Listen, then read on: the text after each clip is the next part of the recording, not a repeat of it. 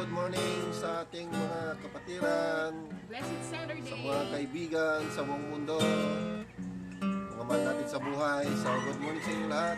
Gising, gising, gising. Ngayong buntag. Sabado ng umaga. Amen. Dito tayo sa rooftop para may mga tunog ng mga ibon tayong kasama sa pag-worship.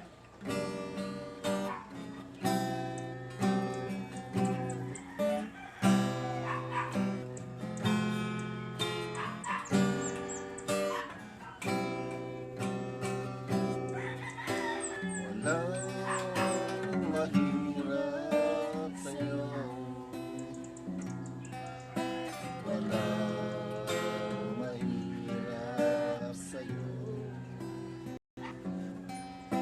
Ikaw ang Panginoon na makapangyarihan, walang mahirap sa'yo.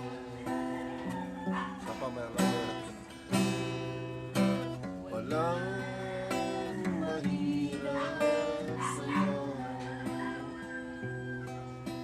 walang mahirap sa'yo. Ikaw ang Panginoon na makapangyarihan, walang mahirap sa'yo.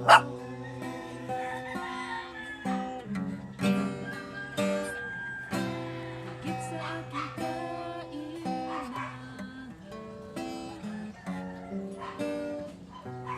Higit sa aking karanasan. Higit sa aking isip.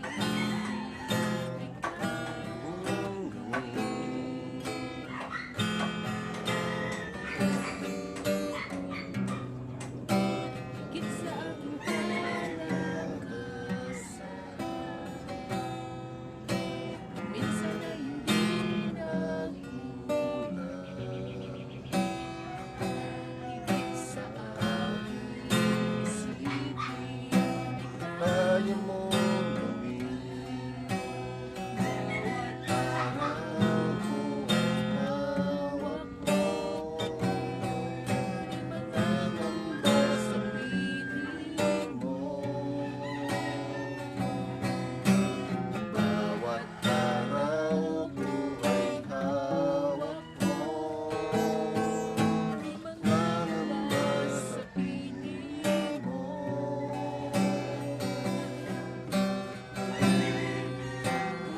Mahirap sa'yo, walang mahirap sa'yo. Ikaw ang Panginoon na makapangyarihan, walang mahirap sa'yo. Walang mahirap sa'yo,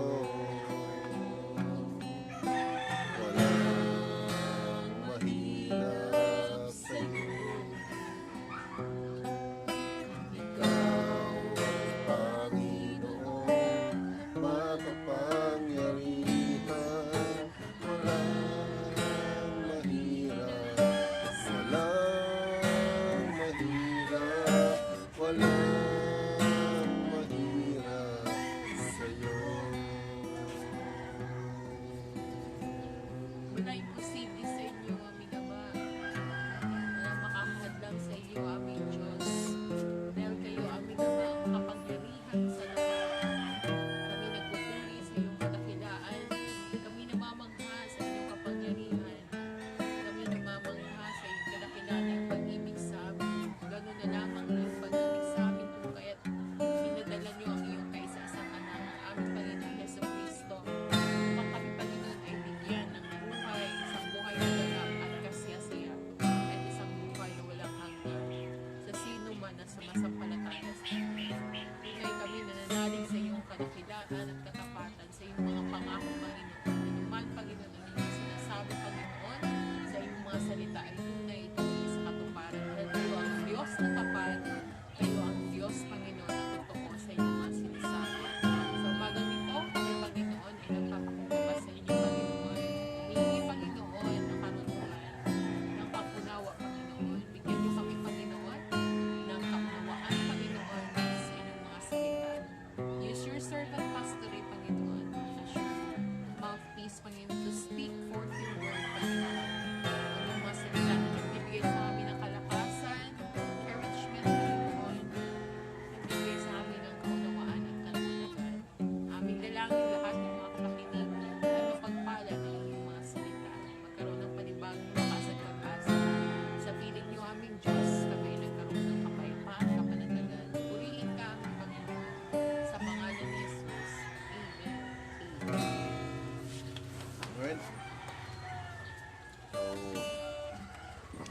Word of God muna tayo, Word of God. At devotion time, no? Devotional time.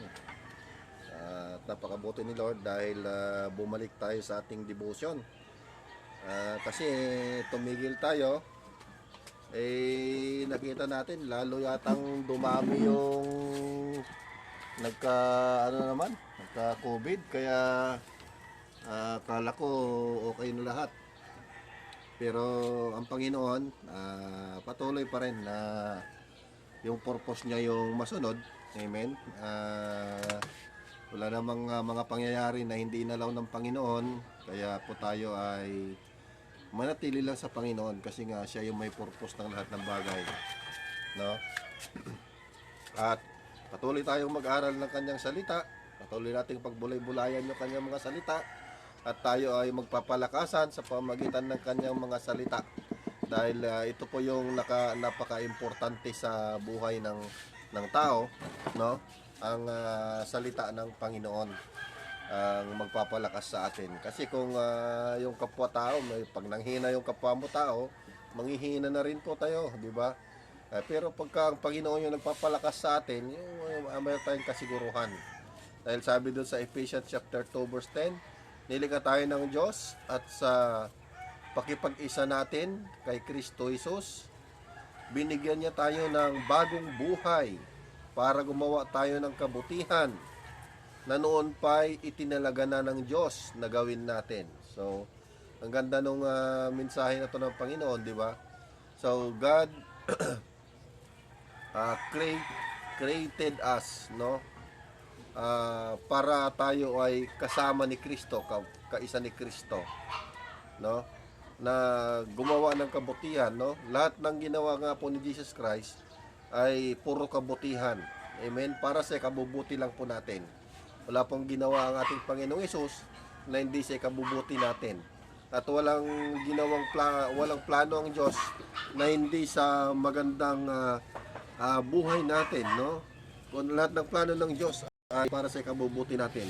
Kaya yung pandemic na nararanasan natin, yung pandemic na sa buong mundo, so mayroong plano ang Diyos sa mga bagay na ito dahil gusto niyang patatagin tayo sa pananampalataya. Gusto siguro niya na lagi lang tayong umasa sa Kanya. Amen ba? Dahil dito natin nararanasan ng Panginoon na yung hindi siya nagkulang at hindi siya nagpabaya. Ano mang struggle, ano mang pagsubok sa buhay natin, ano man yung ating mga napagdadaanan, no, ay ipagkatiwala lang natin yan sa Panginoon dahil siya yung nakakaalam. Basta ang alam natin ay hawak ng Panginoon. Tayo ay nakikipag-isa sa ating Panginoong Jesucristo. Kaya sabi ni Asa, no, ituloy natin sa Ephesians chapter 3 verse 16 to 20. Sabi ni Apostol Pablo sa mga taga-Episo, ipinanalangin ko na sa kadakilaan ng kapangyarihan niya ay palakasin niya ang espiritual ninyong pamumuhay sa pamagitan ng kanyang espiritu para manahan si Kristo sa mga puso ninyo. Dahil sa inyong pananampalataya, ipinanalangin ko rin na maging matibay kayo at matatag sa pag-ibig ng Diyos para maunawaan ninyo ito at ang iba pang mga pinabanal kung gaano kalawak at kahaba at kataas at kalalim ang pag-ibig ni Kristo sa atin. Maranasan ninyo sana ito dahil hindi ito lubusang maunawaan para maging ganap sa inyo ang katangian ng Diyos.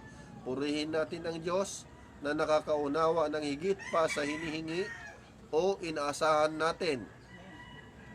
Higit na nakakagawa sa hinihingi o inaasahan natin sa pamamagitan ng kapangyarihan niyang kumikilos sa atin, no? Ang grabe ito, sama-sama ito sa faith natin, ay yung love ni Jesus na namumuo, at dito natin nakikita yung praising to God, yung pagpupuri sa Panginoon. Ito yung dahil sa pagpipraise natin sa Panginoon, pagpupuri natin kay Lord, dito tayo na tutunghayan natin yung kapangyarihan ng Diyos, at dito nakakakilos At dito nakakagawa ang Diyos sa buhay natin dahil sa pagkipag-isa natin sa ating Panginoong Hesus at dahil sa pamagitan ng Espiritu na nananahan sa atin. So, ang ganda nito sa Ephesians chapter 3 verse 16, di ba? To 20. Yan. Kaya ang ganda po ng ang Panginoon ay tunay na hindi po nagkukulang. So, nagpapaalala siya sa atin, no? Ayon sa Bible study namin, sa topic namin sa Bible study nung na malapit nang dumating ang ating Panginoong Hesus. Kaya ang gawin natin ay maging ready lang tayo, no? Ano ba yung ready? Ito po, yung manahan tayo lagi sa ating Panginoon. Damin natin yung presensya niya araw-araw, pagbulay-bulayan natin yung kanyang salita araw-araw. So, sambahin natin siya araw-araw, no? Kasi everything we do, sabi nga sa na do it for the glory of the Lord, 'di ba? Lahat ng gawin natin ay gawin natin sa ikabubut, kapupuri ng ating Panginoon. Kumain ka man o uminom, so gawin natin sa kapupuri ng Panginoon, no? Kaya lahat pala ng mga kilos natin, lahat ng gawa natin ay for God's glory. Dahil alam natin na ang Diyos ay kasama natin every moment of our life. Kaya napakagaan ng buhay natin dahil nandiyan ang ating Panginoong Hesus. Although may mga trials, may mga struggles, but nakikita natin na God is a very strong in our life. Kaya nagtatagumpay po tayo. Amen? Sa 1 Thessalonians chapter 1 verse 5, dahil tinanggap nyo na ang magandang balita na ipinahayag namin sa inyo, dumating ito sa inyo hindi lang sa salita, kundi pamamagitan din ng kapangyarihan ng Banal na Espiritu. At may katiyakan, totoo ang ipinangaral namin sa inyo. Alam ninyo kung paano kami namuhay noong nasa inyo kami. Ginawa namin ito para sa kabutihan ninyo. No, ito sinabi ng Apostol Pablo. Talagang si Apostol Pablo, di niya inalintana yung mga pagsubok, di niya inalintana yung mga karanasan niya sa pangaral ng salita ng Panginoon. Kaya patuloy lang siya sa pagpapahayag ng kaligtasan, no? So kagaya ngayon po mga kapatid, no? Ang kaligtasan po ay araw-araw iligtas tayo ng Panginoon. Amen? Kasi everyday ay nakikita natin itong pansamantalang buhay na to na tinatakot ng mundo sa pamamagitan ng COVID-19 na yan, no? Ay talagang andun yung fear to the sick ang ibinigay nila sa tao, pero sa atin ang natin na natin diyan ay fear to the Lord. Dapat fear to the Lord. Mas sabi nga, huwag kayong matakot sa pumapatay ng katawan, no? At buhay ng tao, kundi matakot kayo sa pumapatay ng katawan at pumapatay ng espiritu, no? So yun ang ibig sabihin, sino yung kayang kumuha ng buhay at saka yung espiritu ay ang Diyos lamang, no? So mayroon tayong banal na takot sa Panginoon. Pero yung pumapatay ng katawan lang at ang buhay ay wala yan, kasi pagkatapos ng buhay na pansamantala nating buhay na to ay mayroong ikalawang buhay, no? Ang buhay na walang hanggan na nakalaan sa atin. Inilaan sa atin ng ating Panginoong Jesucristo. Amen. So yan lang po, at salamat sa inyong pagdalaw sa ating live streaming at sa mga kasama natin na manunood pa dyan. I know na kinakausap kayo ng Panginoon. Pumalima lang tayo at makinig tayo sa Word of God. At everyday, hanapin mo yung Bible mo. No? Hanapin mo yung Bible mo at magkaroon tayo ng personal relationship to God. Amen? So, kung ikaw ay wala pang personal relationship to God, dito nga, sabi ni Jesus, matagal na kumakatok sa pintuan ng iyong puso na kung papasokin mo ako ay magkasama tayong kakain. Ano yung kinakain? Ito po yung kinakain nating spiritual na bagay. Itong mga dahil ito yung pagkain na hindi na tayo magugutom kahit kailan. Amen? So, yung sa pang-everlasting, dahil ang ibibigay ni Lord sa atin na katawan sa everlasting ay yung wala nang sakit, wala nang tawag nito, wala nang mga wala nang sakit, saka wala nang gutom, no? Dahil pupunuin lang tayo ng presensya ng ating Panginoon. Amen? Hallelujah. The way of relationship to God is accept Jesus as personal Savior. Amen? Hallelujah. Kung gusto mong magkaroon ng relationship to God, kung gusto mong mapakinggan ni Lord yung panalangin mo, no? May mga prayer request ka, dumadaan ka sa mga pagsubok, so sumunod ka sa panalangin ito at bilang personal na panalangin mo kay Lord, no? Hallelujah. Sumunod ka, Amang banal na makapangyarihan sa lahat, tingata bilang Panginoon tagapagligtas, akin pong pinagtitiwalaan ang iyong ginawa ng Kalbaryo, aming Panginoong Isus. Pumasok ka sa aking puso at ikaw po ang patuloy na maghari sa aking puso. Amang banal, tunay nga po, linisin niyo ang aking kasalanan mula noon hanggang ngayon. At tunay nga po, Panginoon, ikaw po ang maghari sa aking buhay at tanggapin niyo po ako bilang anak mo. Dahil sabi mo sa iyong salita, sino mang sumampalataya sa iyo ay binigyan ng karatatang maging anak ng Diyos. At hindi lang yan, O Diyos, hinihiling ko po na isulat niyo ang aking pangalan sa buhay. Ito po ay hinihiling namin sa ngalan na aming Panginoong Yesus. Amen and amen. Hallelujah. Tuloy po tayo manalangin. Amang banal, salamat Lord sa umagang ito na binigyan niyo kami ng kalakasan na ipapahayag ang iyong salita. Bigyan niyo kami, Panginoon, ng boldness to share your word of salvation. Salamat, Panginoon, dahil ikaw nag-iingat sa amin, ikaw nagbibigay sa amin ng kaunawaan sa pamamagitan ng mga salitang ito. Kaya salamat sa buhay ng bawat nakikinig. Pagpalain mo sila, Panginoon, kung sila may mga problema, ilayo mo, Panginoon, sa anumang kapahamakan ng kanilang mga buhay. Bagkus, Panginoon, kayo pong magbigay ng solusyon sa kanilang mga problema. Kung sila may masamang karamdaman, Panginoon, the mighty name of Jesus Christ of Nazareth, amin pong hinihiling na ito yung pagalingin in the mighty name of Jesus. Dahil sa mga latay at dugo ng aming Panginoong Isus, ang lahat ng aming mga sugat, ang lahat ng aming mga sakit ay nagsigaling. Ito ay, Panginoon, dahil kami ay nanampalataya at patuloy na nagtiwala sa inyo, aming Ama. Kaya salamat, Lord, lahat ng pangamba na namin ay sa namin ng Diyos yung nagkakatiwala. Dahil ikaw nakakalam ng aming bukas, ay ikaw nakakalam nitong aming buhay. Sinasamba ka namin, pinupuri ka namin sa ngalan ng aming Panginoong Hesus. Amen. Amen. Salamat po.